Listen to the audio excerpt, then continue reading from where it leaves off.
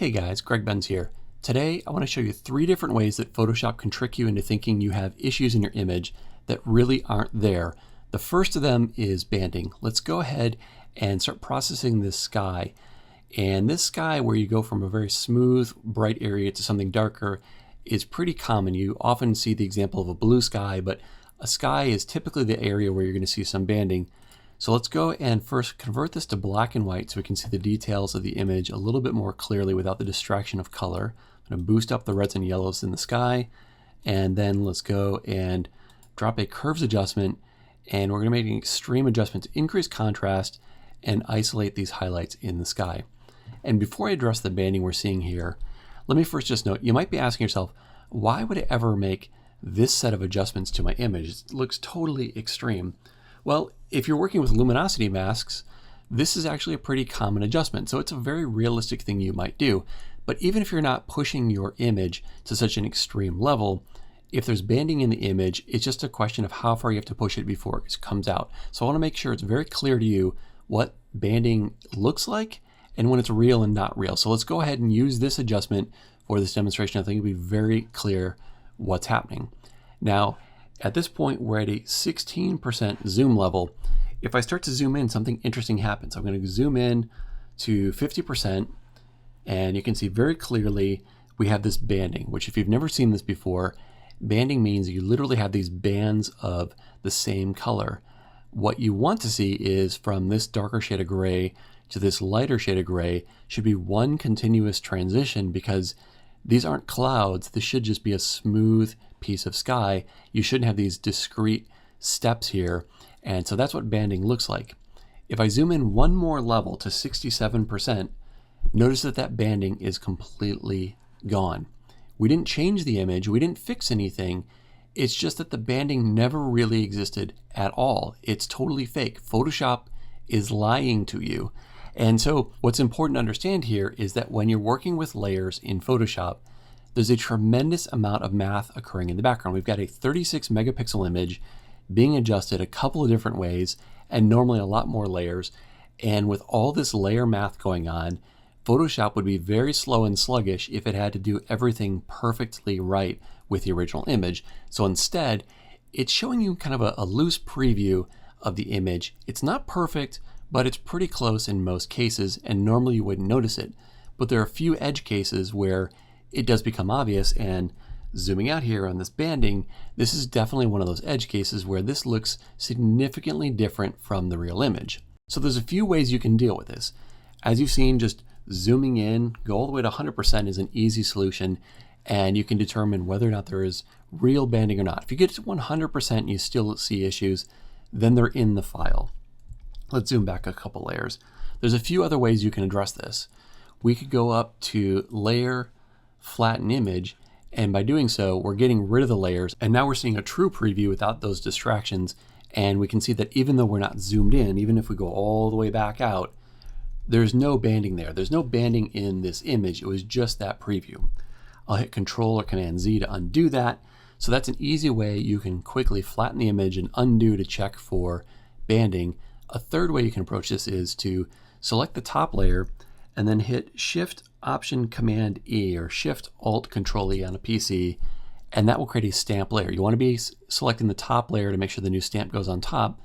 And now we see the same effect as flattening the image because nothing beneath this layer is showing through. And so it's getting rid of that. So that's 3 different ways you can look and see if that banding is real. Now, I mentioned that there are a few other artifacts that can show up with this sort of layered process with Photoshop, and this image actually contains 2 of them.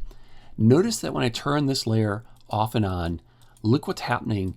Not only are we seeing the banding change, we're seeing things that look like a little bit of noise in the sky, and the edges around these buildings in particular, or the windows right here, they're changing quite a lot. And what's happening is you have these very small pixel areas that change abruptly. And so when things get zoomed out to this level, there's just a little bit of kind of funny preview math that's going on. If you aren't zoomed in, you can have this sort of issue. Let's turn this off and we'll just zoom in here. So again, zoom in, take a look at this building in particular, zooming in to 50%, zooming in right there at that 67%. That's where things change. If we zoom back out here and zoom in, that's where we're seeing this building starts to change pretty noticeably. So that's something of a magic number for a lot of these problems, but it's not really the only number. The important thing to know is you want to zoom in to 100% or somehow flatten your layers to see what's truly going on, and then you'll know if you have actual banding. Let's take a look at how we compare this head to head. I've created a black image and let's paint two white circles on it, one with banding and one without. So first we'll go to image mode, 8 bits per channel, and this way when we paint in 8 bits we're going to be more likely to see banding. I've got a large, very soft brush and I'm just going to click 3 times in the same place, and then let's now go convert to 16 bits per channel and do the same thing in the bottom right here. And the difference between these circles is that even though the document is in 16 bits, the top left circle was created in 8 bits and it's going to have some damage. In fact, even zoomed out here, we can see that there's some kind of banding going on. And as we zoom in, make sure we get to that kind of magic 100% mark, you can see that there clearly is banding going on with the 8-bit circle, whereas the 16-bit circle does not have it. If we zoom back and add a curve adjustment to it to look at what happens when you start to further manipulate the data, you can see that in fact both of them look like they have identical levels of banding when we're zoomed out. So this is that same problem where there's a false preview. But if I zoom into this thing, let's go all the way into 100%, we can see that the banding is real on the top left, whereas down in the bottom right it's not real. This is a very good high quality circle here. If we go and take the curve all the way to the maximum adjustment, even then you're not seeing any banding there. So it's very important with these images to either zoom in or to flatten them or go ahead and create your stamp layer like that, where you can see that difference between them, because obviously Photoshop is lying to you with this preview. Lastly, let's take a look at a panorama. This is a very common situation where you see these jagged white lines around the image here. It looks like kind of a jigsaw puzzle, and just like before, it's a false preview. If we zoom in and notice that we only have to get to about 17% now and this is gone. So it's a little bit different level, but as you zoom in, that artifact goes away. And I see a bit of a faint line coming down here. So it's not entirely gone until right there at 33%. But for the most part, where it's really problematic is when we zoom back out here at 12%, you see these lines across the image. So just like we've done before, we can zoom in, or we could hit Command-Shift Option E and create a stamp on top, and you can see now that those lines have been cleared up. I'm going to undo that. Or we have another option here. This won't work with the previous two problems we've seen, but with this particular edge issue where you've got a mask defining the edge of these pixels that are jutting into each other, we can actually change a Photoshop preference that's going to make this problem not entirely go away, but look much better. So go to Photoshop Preferences, Performance, and what you're looking for is cache levels. Take this down to 2 or 3. You can take it all the way to 1, but 1 is a problematic setting that can cause a lot of issues. I would just generally take it down to 3. I think it's a pretty good choice. Hit OK. You won't see any immediate change because you have to restart Photoshop. So let's go ahead and we'll close Photoshop and restart here. So now that we've restarted Photoshop, notice that with cache level set to 3, we're no longer seeing those jagged lines.